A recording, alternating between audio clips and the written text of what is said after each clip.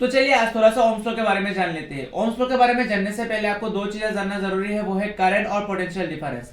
तो मान लीजिए आपके पास एक सर्किट है और उसके दो पॉइंट आप इमेजिन कर लीजिए, पॉइंट ए से पॉइंट बी तक। तो पॉइंट ए से पॉइंट बी तक पर यूनिट सेकंड पे आप जितने चार्ज आप डिस्प्लेस कर सकते हैं उसको हम करंट कहते हैं। और पॉइंट ए से पॉइंट बी तक चार्ज को डिस्प्लेस करने के लिए जितना हमको वर्क डन करना पड़ेगा उसको हम वोल्टेज कहते हैं। तो हर एक सर्किट में जितना ही हम वोल्टेज भरेंगे उतना ही अमाउंट ऑफ चार्ज ज्यादा डिस्प्लेस होगा और उतना ही करंट भरेगा। तो यहाँ से हम कह सकते हैं जो वोल्टेज है वो डायरेक्टली प्रोपोर्शनल है करंट के साथ। तो इसी इक्वेशन को इक्वल करने के लिए राइट साइड पर एक कांस्टेंट मल्टीप्लाई होता है जिसका हम कहते हैं रेजिस्टेंस।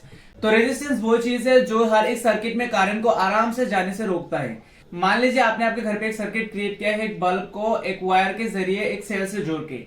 तो सेल से निकला हुआ करंट वोल्टेज क्या करेगा, पूरी सर्किट में ले जाने के लिए ट्राई करेगा, जिसको रोकेगा कौन, बल्ब। तो इसी चीज को रेजिस्टेंस कहते हैं जो करंट को फ्लो करने के लिए रोकता है। और हर एक सर्किट में रेजिस्टेंस जो रहता है वो कांस्टेंट रहता है।